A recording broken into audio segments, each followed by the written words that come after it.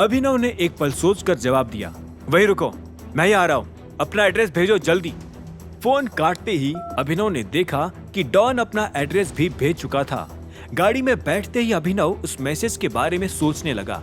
उसे कल ही महसूस हो गया था कि कुछ गड़बड़ है, पर वो गड़बड़ इतनी बुरी हो सकती है, इस बात का उसे अंदाजा नहीं था। कुछ ही मिनटों में अभिनव डॉन के घर पहुंच गया।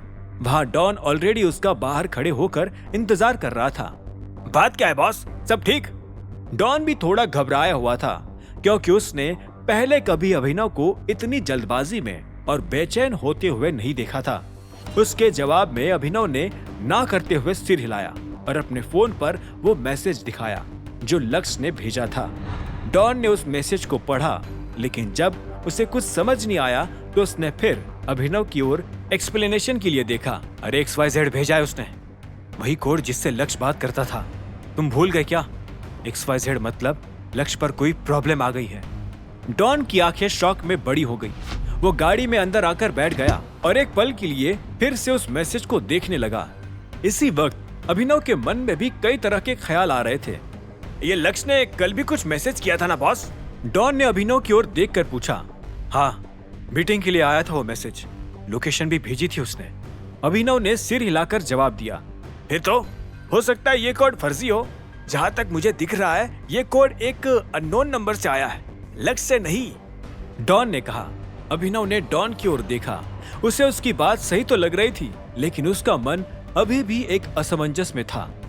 अगर लक्ष्य नहीं तो फिर किसने भेजा होगा ये कोड? कोई भी हो सकता है बॉस। हो सकता है कि किसी ने ऐसे ही भेज दिया हो, जैसे कंपनी वाले कुछ ना कुछ भेजते रहते हैं। और ऐसा मैसेज इसी टाइम पर, ये कोइंसिडेंस तो नहीं हो सकता।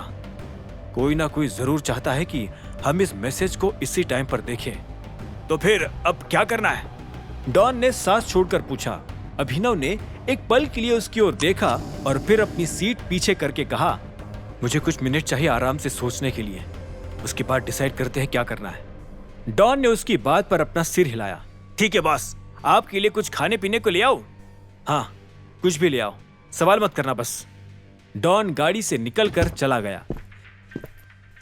सीट पर लेटा हुआ अभिनव अभी भी उस मैसेज को ही घूरे जा रहा था। उसे अभी भी डाउट था कि इतने सारे मिस्ड कॉल्स देखने के बावजूद भी लक्ष्य ने उसे कॉल बैक क्यों नहीं किया था और कोड भी क्यों नहीं भेजा था। और फिर अब अचानक कोड आया भी तो सबसे खतरनाक, और वो भी किसी दूसरे नंबर से। अचानक अभिनव को एहसास हुआ और वो सीधा बैठ गया।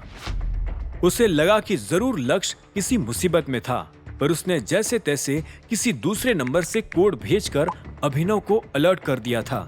उसका ये अलर्ट करना भी कहीं ना कहीं आज की मीटिंग से ही जुड़ा हुआ था, यानी वो मीटिंग किसी तरह का फंदा था। डॉन अपने साथ कोल्ड ड्रिंक की एक बोतल और कुछ चिप्स के पैकेट्स लिए अंदर आ गया।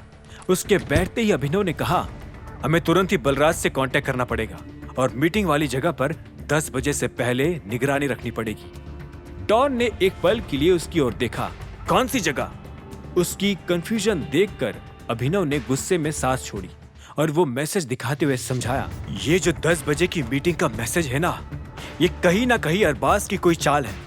तुम्हें याद है ना लक्ष्य ने क्या कहा था कि अरबाज मेरे खिलाफ मेरे किसी आदमी का इस्तेमाल करने वाला है। ऐसा लग रहा है कि अरबाज को ऑलरेडी लक्ष्य के जासूस होने का पता चल चुका है, इसीलिए उसने निहारिका को भी एटॉमिक बार से हटा लिया है। डॉन ने एक बार, 2 बार और फिर 3 बार पलक झपकाई। वो अभी भी काफी ज्यादा कंफ्यूज था। हालांकि ये बात भी थी कि उसे उसकी चतुरता के लिए जाना भी नहीं जाता था। बस आप क्या कह रहे हो, मेरे तो दिमाग में नहीं घुस रहा है। अरे यार डॉन, तेरा इतना भी दिमाग नहीं चलता क्या? मेरी बात सुन। मैंने लक्ष्य को बहुत बार फोन लगाया पर उसने नहीं उठाया। ठीक है, अगर वो फोन उठाने की सिचुएशन में नहीं था तो उसे मुझे कोड में X भेजना था और उसने वो भी नहीं भेजा। फिर कल रात को उसका अचानक मैसेज आया मीटिंग के लिए और फिर आधी रात को कोड भी आया, लेकिन दूसरे नंबर से। इसका मतलब तो यही है ना कि वो किसी प्रॉब्लम में है और उसने दूसरे के फोन से ये मैसेज किया है। डॉन ने एक पल के लिए सोचा और फिर कहा, पर बॉस, ये भी तो हो सकता है कि ये कोड वाला मैसेज असल में कोई जाल हो। मेरा मतलब मीटिंग का मैसेज तो लक्ष्य के नंबर से आया था ना, लेकिन फिर ये कोड वाला मैसेज दूसरे नंबर से आ रहा है। अभिनव ने भी इस बात पर सोचा। उसका दिमाग अब चकराने लगा था और 10 बजने में ज्यादा टाइम भी नहीं बचा था। आगे की कहानी जानने के लिए देखें अगला एपिसोड सिर्फ पॉकेट एफएम के यूट्यूब चैनल पर, और द रिटर्न ऑफ टाइगर के सारे एपिसोड्स को सुनने के लिए डिस्क्रिप्शन में दी लिंक से डाउनलोड करें पॉकेट एफएम ऐप।